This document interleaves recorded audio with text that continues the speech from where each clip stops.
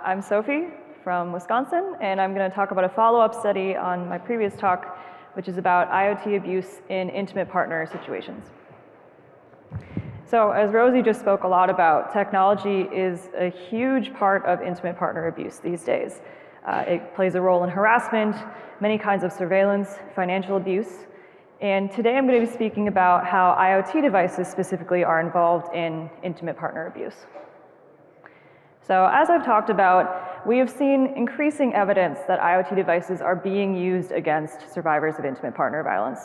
And prior work, including this paper, has looked at the types of devices that can be involved in this abuse and how they can be misused to give us a better understanding of the problem. However, we're still missing a good understanding of how this plays out in practice. What are the experiences of survivors who are dealing with IoT abuse? How do others, like advocates, support them? That's what we tried to answer with this study.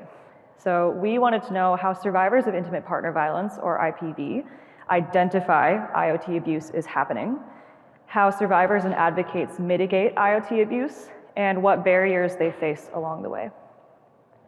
To do this, we performed an interview study in the US. We talked with 3 survivors who have experienced IoT abuse firsthand in IPV settings, as well as 17 advocates who have supported survivors of IPV who are experiencing IoT abuse. Our advocates had a range of experience. Many were legal experts, which will come into play later, but some were also tech advocates, general advocates like case managers, and people who held leadership positions in their organizations, and some held multiple roles.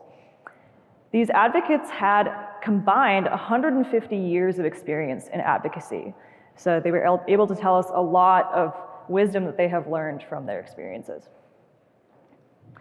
Our interviews told us about a lot of real-world cases of IoT abuse. Many of them were audio and video surveillance or location tracking, but some also involved disruptions to the home environment, tracking private data, and restricting access to resources. Thinking back to my previous talk, the most common abuse vector we saw was the covert spying vector, where abusers hide devices to spy on their partners. So here we saw people hiding hidden cameras, as well as using hidden location trackers, including AirTags and GPS trackers, to spy on their partners. And before I move on, I want to emphasize that these interviews really showed us the profound toll this type of abuse can have on survivors. One survivor in our study noted that with cameras, with the garage door, with the alarm system, all of that being used to spy on her, it's the equivalent of feeling like you're in jail. So our first question about these cases was, how do survivors identify that IoT abuse is happening? They used several strategies. The main one that we saw was a simple process of elimination. Survivors notice that their partner knows something they shouldn't, for example, and they connect the dots and realize, okay, my smart home devices must be to blame, or there must be a hidden device somewhere. Beyond that, some survivors also looked in device settings to see if there was anything suspicious, looked for hidden devices in their home or their car, and asked others for help for these tasks, such as friends, but also mechanics and Wi-Fi technicians. Unfortunately, they faced barriers during this process. When trying to understand if the devices around them in their home were being used against them, they were blocked because these devices don't typically indicate abusive behavior. They don't have very detailed logs, some don't have any logs, and they don't have notifications for potentially malicious behavior. One advocate noted that her client knew she was being spied on using a smart speaker, but did she know it was him? Yes. Did she have proof that it was him? No. But who else had that control? It was a very frustrating situation. Additionally, survivors might not realize that devices could be a threat. IoT devices are pretty new, they might be confusing, and survivors aren't always aware that they should be concerned about their devices in these situations. When looking for hidden devices, survivors faced other challenges.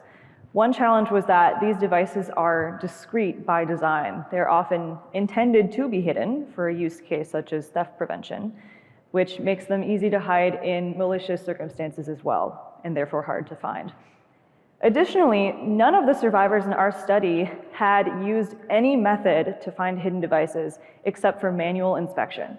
So they would root through their house, look at their car, look at the underside of their car, shine a flashlight to find hidden lenses, but they didn't make use of any other tools or apps that theoretically exist for those purposes. So really, manual inspection is the only way right now. And finally, it is very difficult to get peace of mind for finding hidden devices when there is no rigorous tool to do so.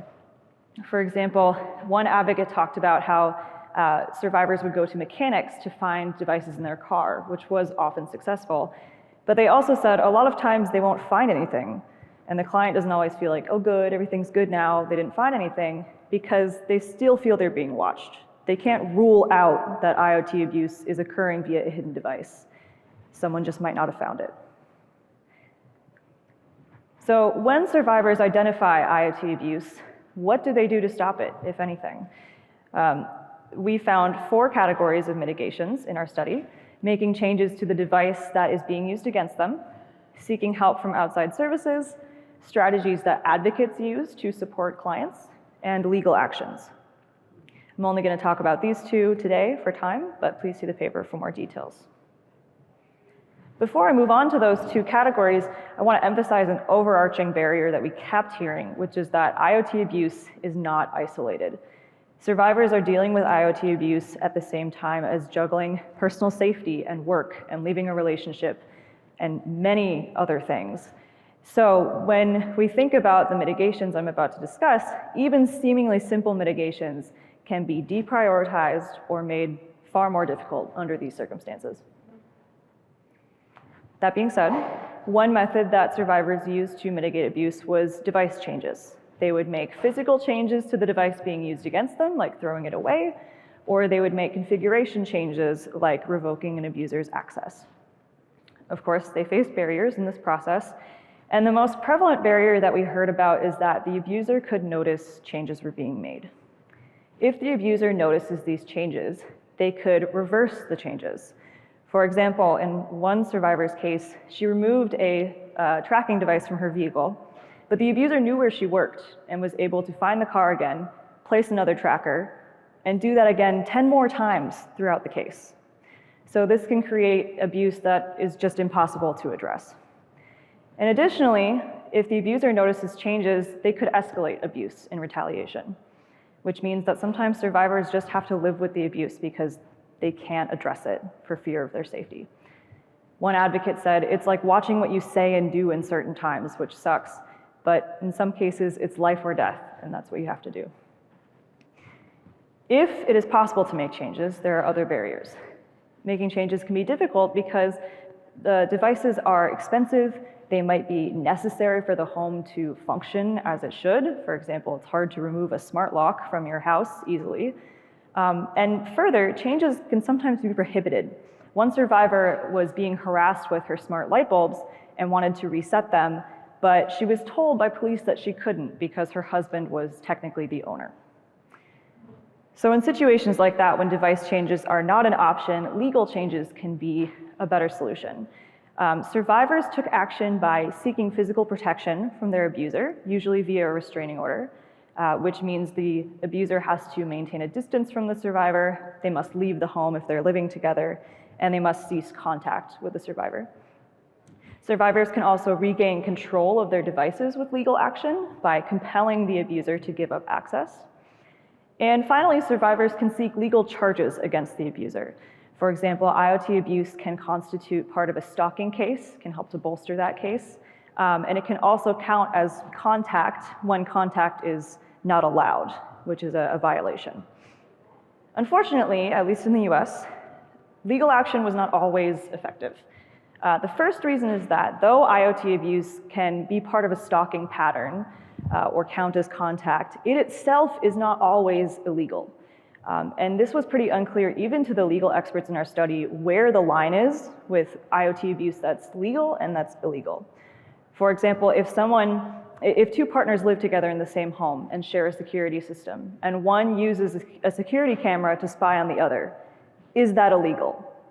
It's unclear at this moment.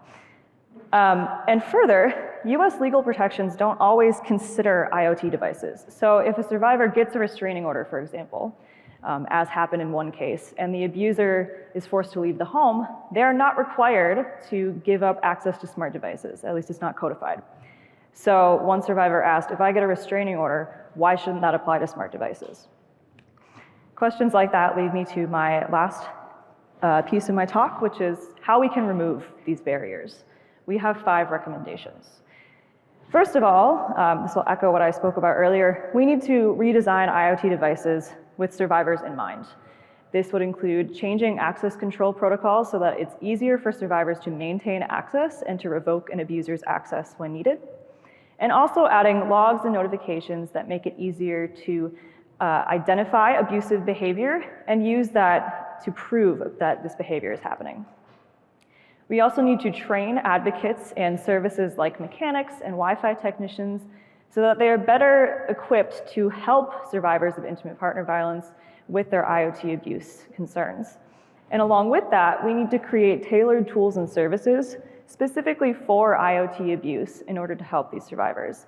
For example, one thing that is sorely needed is a tool to detect hidden devices accurately and reliably.